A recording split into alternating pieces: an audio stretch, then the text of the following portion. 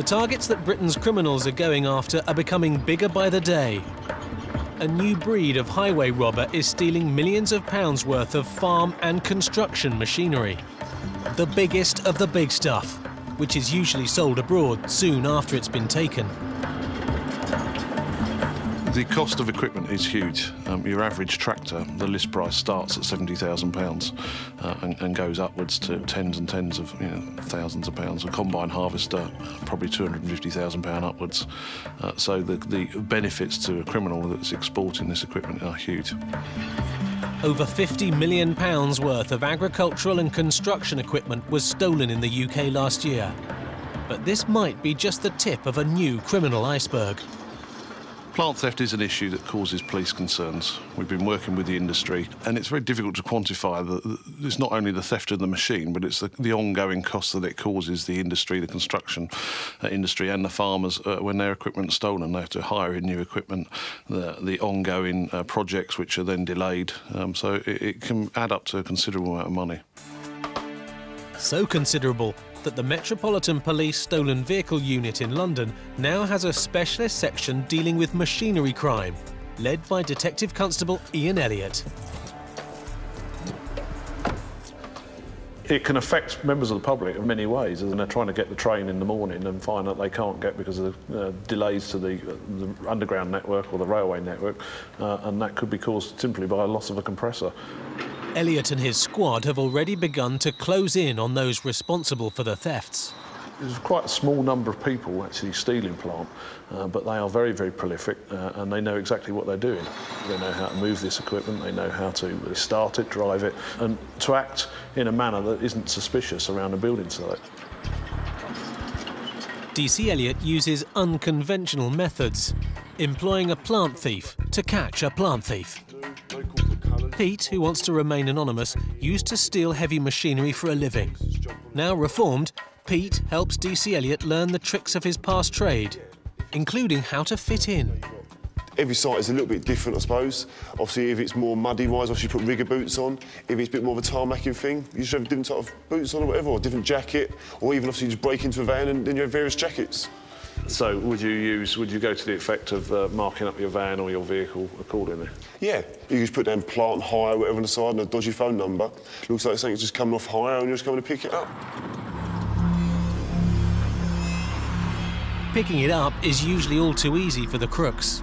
Unlike cars, which have their own unique keys, the makers of most heavy equipment have one key which fits all.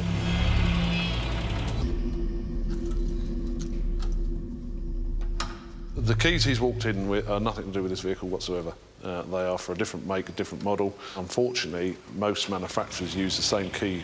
The problem is the same keys are in the hands of the criminals. To show just how easy it is, DC Elliott and his reformed criminal are heading for one of the world's biggest construction sites, the East End of London, where Britain's 2012 Olympics is being built. Elliott and his colleagues believe that the Olympic building sites are going to provide soft targets and rich pickings for the organised criminal gangs.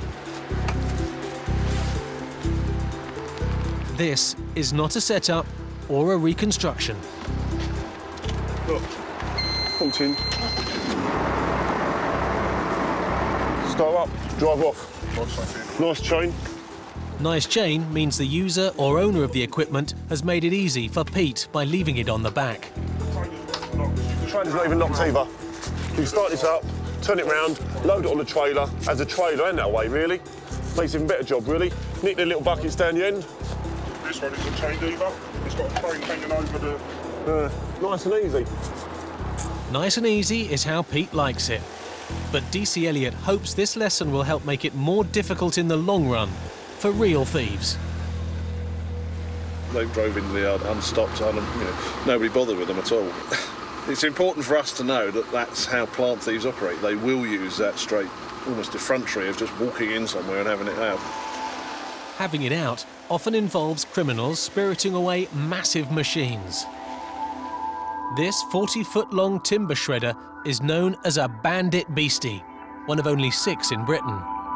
It's worth £250,000, but no one batted an eyelid when thieves drove it away from a building site.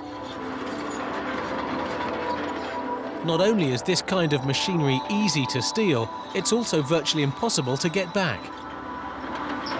As we know, nearly half of all cars stolen in the UK are recovered, but with plant, the tally is much lower.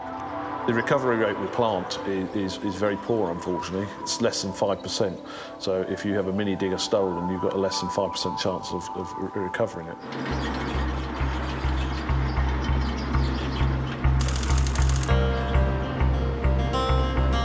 You ready? In the home counties, the police are also after the plant thieves. But here, DC Vince Wise of Hampshire's Serious and Organised Crime Unit is also doing something else. He's going abroad to get what has been stolen back. The problem is not just to the construction industry, we're also seeing an increase in the agricultural market again, with agricultural tractors and machinery being stolen again, effectively to order to feed other parts of the world that again are themselves developing. So yes, where there is a need, there's a marketplace for the criminal to move in and make money. Money was made when two brand new diggers were stolen from Liverpool and ended up in Poland. These were both reported stolen together with two other similar machines from Merseyside. Combined value just touching under £500,000. But this is nothing compared to what DC Wise has locked up inside Hampshire's secret police stolen property warehouse.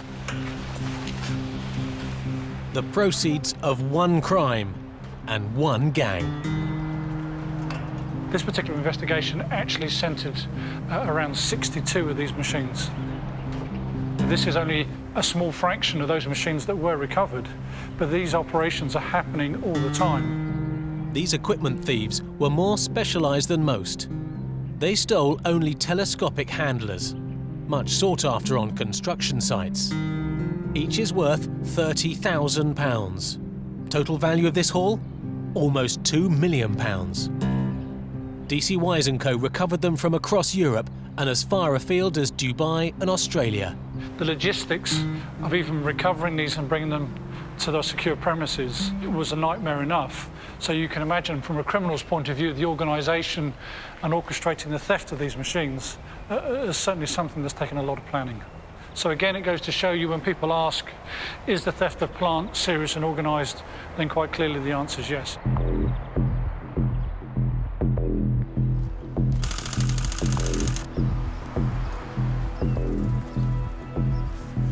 On the streets of London, the reformed plant thief Pete has spotted another potential soft target. But this time, he's not so sure.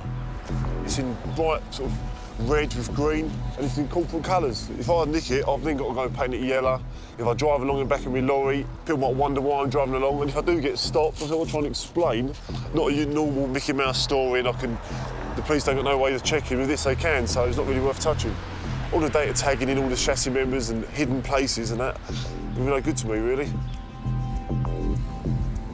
The no good to me data tagging is part of the latest security and registration scheme for heavy plant, launched a few years ago to try and make it harder for the thieves. This is its unique number plate. This enables any officer and any sort of person in the trade to identify the bit of kit 24 hours a day, really. Behind this sticker is actually a RIFID chip, which is a unique coded chip that you would for your cat and dog, really. It's a very similar sort of thing, which proves that this sticker is a genuine, unique sticker. It's also got other radio frequency ID tags, similar to the tags behind this, hidden elsewhere on the machine. So if the thief has bothered to remove this, he won't remove the other markers. It's impossible, he'll never find them all. So should Pete or his friends steal it, we've got a 24/7 response to it and say, well, actually, this doesn't belong to you and you're under arrest.